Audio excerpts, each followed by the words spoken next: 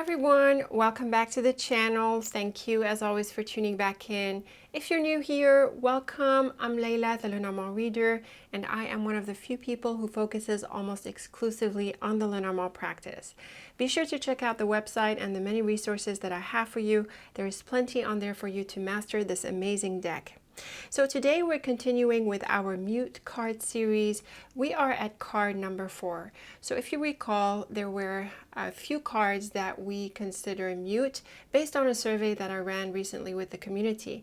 And the top 5 cards are the ones that I am covering in the series, and I might do a few more afterwards. So in today's video, we are focusing on the moon. And truly, the moon can be quite a layered card. It can mean a few different things. Even in some combinations, it is not clear what it adds or how it changes a combination to create some more specific meaning. So let's focus a little bit on the moon today and see how we can come up with a good meaning for the moon that we can use in combinations as well. So as you know, I like to start with the Red Owl deck. This is one of the more traditional decks that we know, or hope we know, that come from the Lenormand practice. And on the Red Owl deck, we have quotes that are associated with each of the cards. So the quote that is associated with the moon, which is also card 32, is as follows. When the friendly moon shines down at you from near upon your shores, he is announcing a nicer career. Glory and honor are to be yours. So from the get-go, it is clear that the moon is a positive card in the Lenormand deck, which is pretty different from the Lenormand moon. I do have a free resource that you can download where I go over the differences between the tarot and the Lenormand deck when it comes to these symbols that we find in both decks. And the moon is one of them. So in the tarot moon, it is in and of itself a generally challenging card. It brings that sense of illusion and delusions and the need to work through these layers. But with Lenormand, the moon is a soft and gentle card that brings honors and glory and also highlights a nicer career ahead. In the quote, we also have a reference to the near aspect. So the near and far method is a Lenormand play in the Grand Tableau where we look at how far or how close a card is to the significator, and depending on its position, it can mean different things. So in this case, according to this quote, when the moon is near the significator, it shines with honors and announces a nicer career. And this is why we have the idea of vocation and career that is associated with the moon. This is quite a common interpretation of the moon, as we'll see. Caitlin Matthews looks at the moon in this way. But it is also a card of glory and honor, this idea of recognition, appreciation, honors that we receive from others or from a certain environment. So there is that sense of shining and, feeling good that comes with the moon. So in general, the Lenormand moon is a gentle and kind card that brings appreciation and honors, and that is associated with career and vocation. I would add to that I feel the moon is not so much about day-to-day jobs and projects and tasks and things like that. It seems to be more about the direction as a whole, that sense of purpose. And I think the vocation element is really interesting because it brings in the more spiritual aspect of the moon and the more spiritual aspect of work, whereby we are called to pursue a certain career. So there is that intuition and that spiritual element that can come through as well. And the moon is also a spiritual card. I mean, it is the card of intuition, and the dark side of the moon, as can come out in certain combinations, can also bring up, the subconscious and the issues that could be in there. So that's for the Red Owl quote. Let's go ahead and look at some interpretations of the moon from 2 of my favorite authors, Caitlin Matthews and Rana George. So I've got Caitlin Matthews' interpretation here from her handbook, and she suggests that the moon is a card of work and vocation, as well as recognition and honor that arise from that work. So that's a really good way of putting together these aspects of the moon. She says, it also gives us the emotional satisfaction we get from work and creativity. I think the creative element is quite salient with the moon because of its feminine interpretation.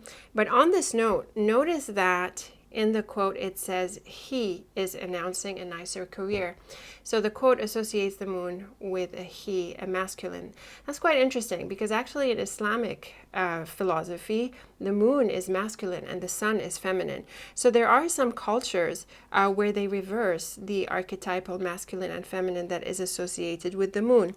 But for the most part, I think as readers, we tend to see the moon as feminine and the sun as masculine. But this doesn't mean you can't do your own thing as well. She says, with the creativity to bring things to manifestation, the moon is also about dreams we have while we are asleep and the intuition that we feel about something. So again, really tapping into that intuitive aspect that we see with the moon. She says the moon governs the tides of creativity, while stars, the card, the stars, gives us the creative intelligence to formulate that creativity. So this is a very lovely way to interpret the card. We can look at some keywords that Caitlin Matthews associates with the moon.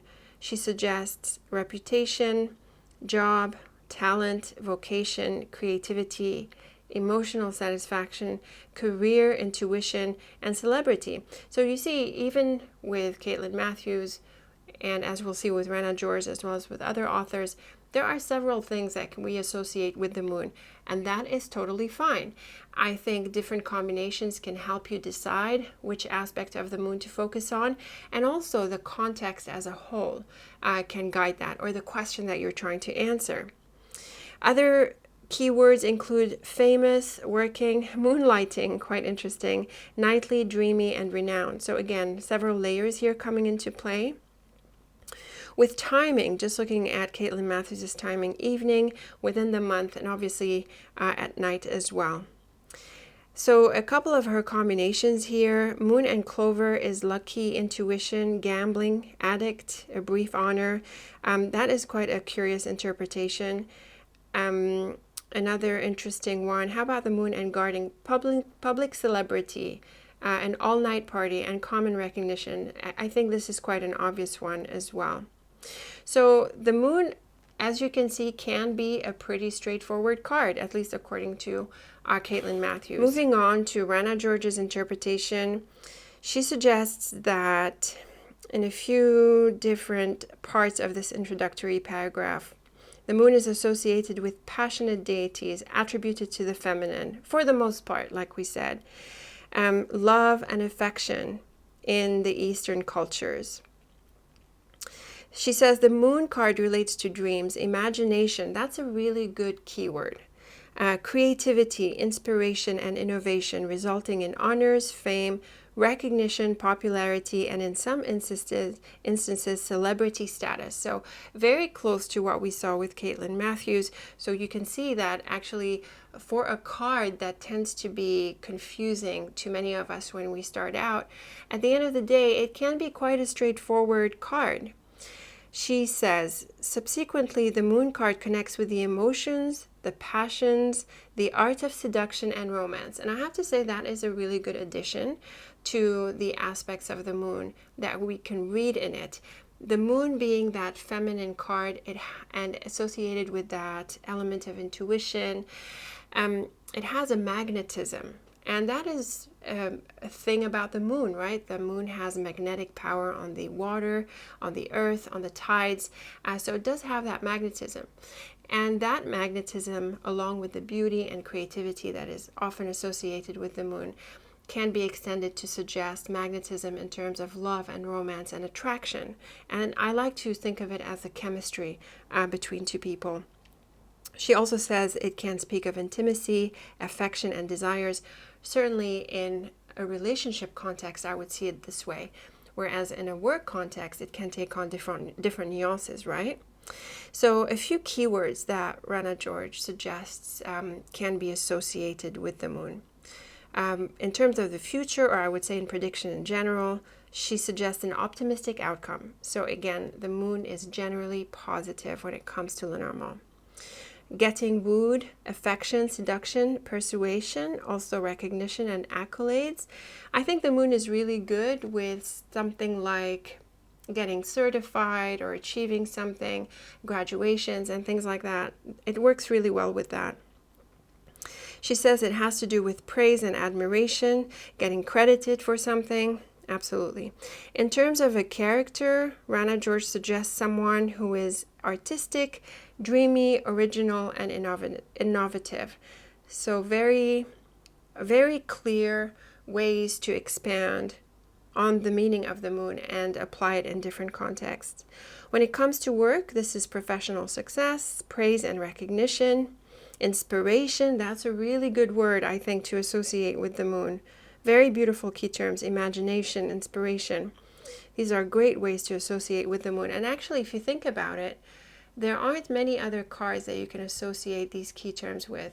I think the star is a good candidate for these ideas. The key as well. Possibly the sun in some areas. In terms of love, it's a poetic romance, a dreamy date, possibly a blind date. That's really interesting. And it does suggest romance as well. In terms of health, it points to all things feminine, the female cycle, etc., the hormones, emotional states. I think this is quite a straightforward association with the moon. And spiritually, I think the moon is generally spiritual, but to be more specific, she suggests to follow your intuition, your inner voice, strengthen your intuition, your imagination, and things like that. So I think these are all really sensible and sensical, and they make perfect sense with the moon. So as you can see, it's really not that challenging. The moon, in a nutshell, based on what we covered so far, is a card of appreciation, honors, and praise, recognition. It is also a card of work and vocation, and it is associated with intuition as well as creativity, imagination, and inspiration. And when it comes to relationships, there is that element of attraction and chemistry that we can associate with the moon. So it's really not so challenging, I feel, once you do a bit of research about the moon or look into what other people say about the moon, it will make sense to you. And from there, you can sort of tweak that keyword list or, sort of scope it out a little bit more in a way that you think makes sense. For my part, I totally agree with the things that we read. I very much focus on the moon in this way. I don't see it as often as being about work and vocation. I tend to see the lily a little bit more associated with that. And when it comes to jobs, I think the fox is better with that day-to-day discipline. But it doesn't mean that I dismiss it. So there are times when it makes sense to see the moon in this way, especially with other work cards. Like that really comes out. And all the other aspects of the moon, I also very much agree with. So I am aligned with Caitlin Matthews, with Rana George, and with what we see on the Red Owl quote. So with this said, let's go ahead and look at the moon in combination with all the other cards. Today I have the Titania deck. I was using my own deck in the other videos, but I felt like looking at this very beautiful deck.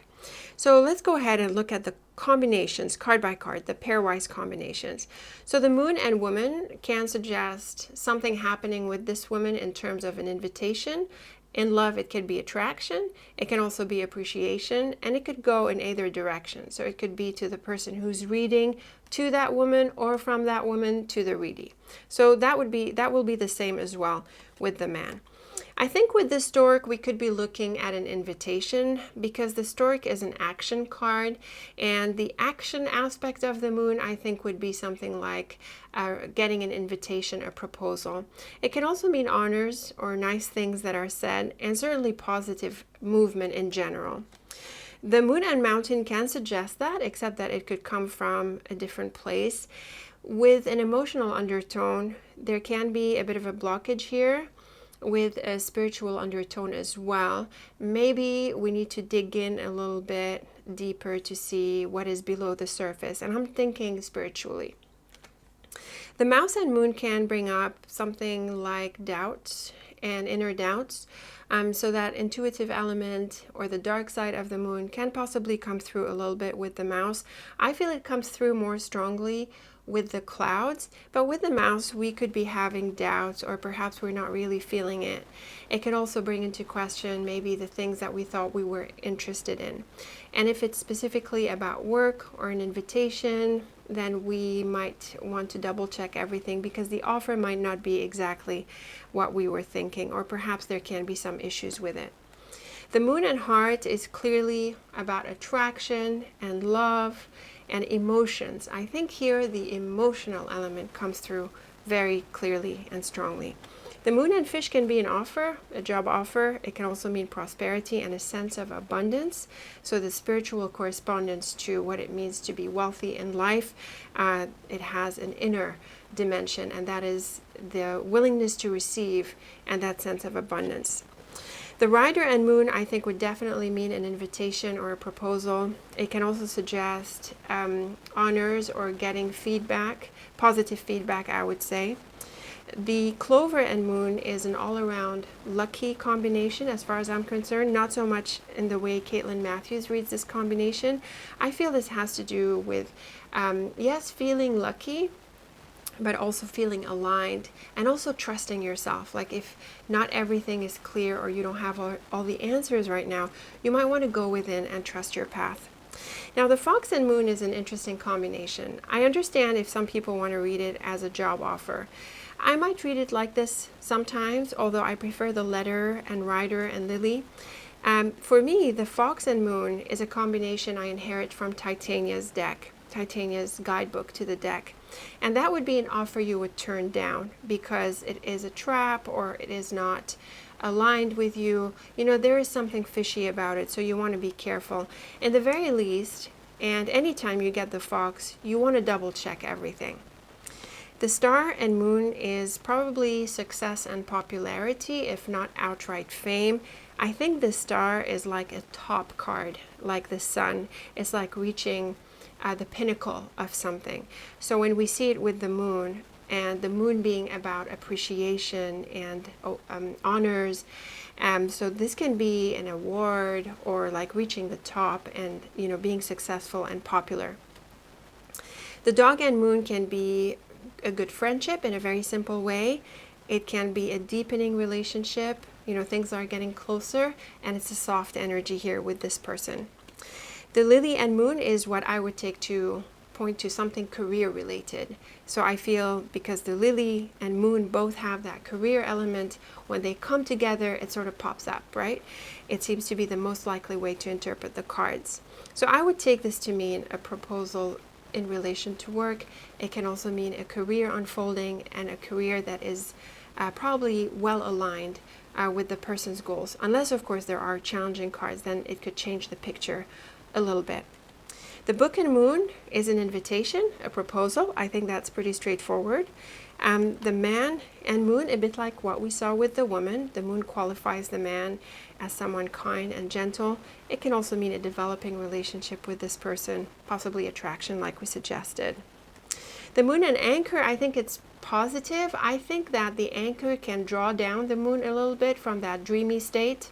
The anchor is a pretty hard and down-to-earth card. I think that's pretty obvious, whereas the moon is a little bit dreamy. So the anchor and moon can suggest that you bring down your imagination into something manifest. It can also ask you to keep both feet on the ground, you know, and things like that. So really helpful ideas. The cross and moon can suggest deeper elements at work. You know, I read the cross as being a card of destiny, and for the most part. And so it suggests that this can be about what is deeply important to you, what is really meaningful to you. When it comes to work, it can mean the vocation or your life purpose and things like that. You know that the cross can also be a little bit challenging, right? So in this sense, I feel, you know, the deeper, you know, like the tarot moon elements can come through. Not so much in illusions or delusions, but really looking inside and below the surface. The bird and moon can cause a bit of anxiety in general. I feel that it can also bring out a little bit the dark side of the moon. It can also point to nighttime, because the bird in this deck is the owl, and the owl tends to be a nocturnal bird. Of course, if you have other birds in your illustration, you might think of other things, which is totally fine. But in general, the bird can also suggest communication, and so with the moon, there can be a positive conversation. There can be some compliments and nice things that are said. I would want additional cards to confirm that because I know that the bird can go a little bit, on the anxious side of things, and the moon is not immune to challenging messages from nearby cards. Now the coffin and moon I take to mean the end of a phase, so obviously the moon being an element that wanes and waxes. When I see it with the coffin, this is the new moon, the closure of the cycle, and it is a soft landing, if you like. It is a soft closure, and it is also one that is natural, because the moon is a natural element. The scythe and moon are quite opposite in energies. The moon is a gentle card. The scythe is a very sharp card.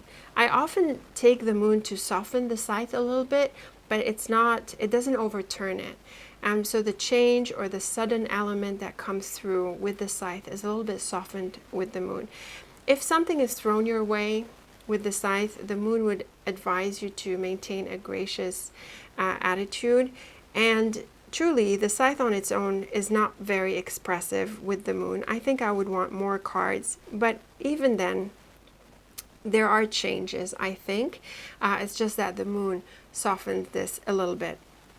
The key and moon is beautiful for insights and intelligence and brightness. So like we were reading with Rana's interpretation of the moon, it brings this idea of inspiration, imagination, creativity. So these higher level thought processes.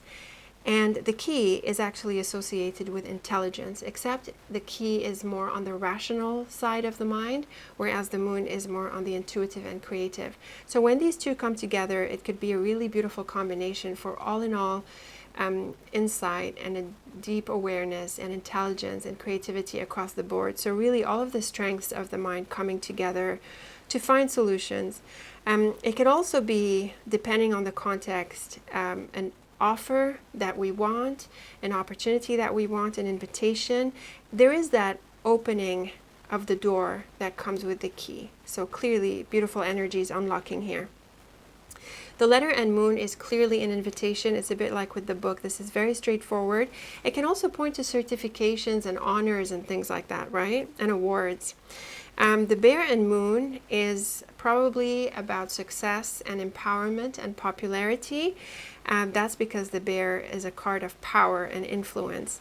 Same with the garden. So a bit like what we saw with the star. Star, bear, and garden with the moon, or either one with the moon, suggests a sense of popularity, influence, having reach, outreach. The ship and moon, I think, is a new direction unfolding. I think this can also be read in the context of vocation and your sense of purpose. And of course, it can be read as travel. And so here there can be a trip that is ahead or an invitation to travel.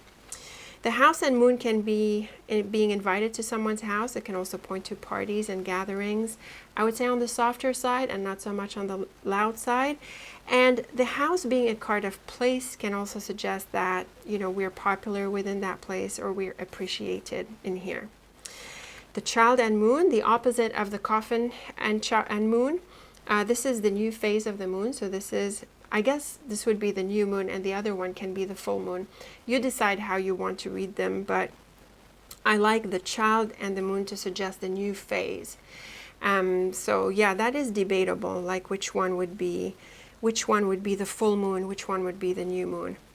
You know what? Why don't you tell me in the comments? I would love to know your thoughts about this, and I'm going to take it away and think about it. And the sun and moon. Now, this is a powerful combination across any set of archetypes that you subscribe to. So the masculine and feminine, or the masculine and feminine in some traditions. Definitely this is an alchemical combination. So that's why we see the masculine and feminine essences associated with them. It's all around success and recognition and appreciation as well. I think this is an all around card of achievement and fulfillment. So that inner dimension in any context. The road and moon is a path ahead that is unfolding. It can also point to your vocation in the sense of, you know, that direction that you're taking, a bit like with the ship, I would say. The tree and moon is definitely growth and development. It's such a beautiful, peaceful combination. I think there is a lot of wisdom as well. It is a good idea to take time out always with the tree for a different perspective. And with the moon, it might be about going within. So very beautiful cards in any context. It can be growth and promotion and things like that in work or other contexts as well. Now, the clouds and moon is what I take to suggest the darker side of the moon. So what's behind the moon? And this is the combination that I associate most closely with the tarot moon. So here, the clouds is a card of thoughts, yes, but often darker thoughts, clouded thoughts, confusion, and stress and tension. So with the moon, I feel it brings out that side. I also need this meaning somewhere in my dictionary, so I choose the clouds and moon to suggest that. So this is where it's important to look through any false beliefs, false ideas, false paradigms, you know, and start to unwind what could be an illusion here.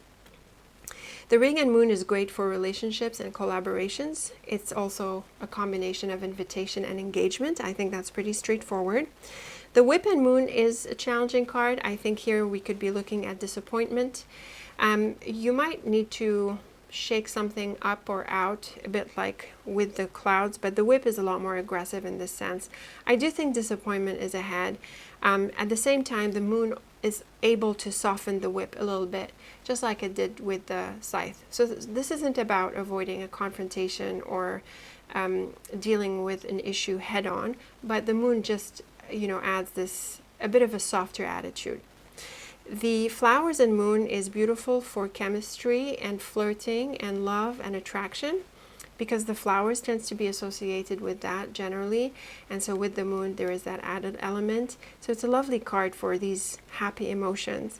It is also a combination of creativity and also actually with the child. So in my dictionary, the flowers, moon, and child are the main creativity cards because they all have that feminine aspect. So with the flowers, we see this as well. And it is success really in any context. The tower and moon can mean the long term and the long-term view, a long-term perspective and wisdom. It can also suggest appreciation from people at the top, because the tower is typically associated with that elevation, you know, people in authority and such positions. So with the moon, it can mean that we receive appreciation from such a person. This is similar to the combination with the bear, very similar. It can also point to something like, you know, becoming more expert, deepening our expertise, you know, pushing that vocation to the next level and our ambitions in this regard. The snake and moon is quite a tricky combination. I also think the darker side of the moon can come through. This would clearly be someone deceptive and emotional manipulation and things like that. So beware with this combination. If you receive an invitation and you get the snake, it's a bit like with the fox. You want to beware. There could be something underneath there. So these are my thoughts on how to read the moon in these different combinations. In my opinion, I feel they're pretty straightforward. You know, again, I'm making a case for your ability to interpret the moon without issues.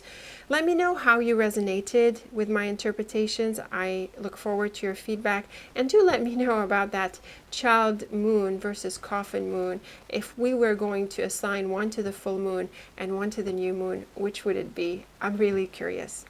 So we do have one more card to cover in the series, and that is going to be the mountain. I look forward to it in the next video.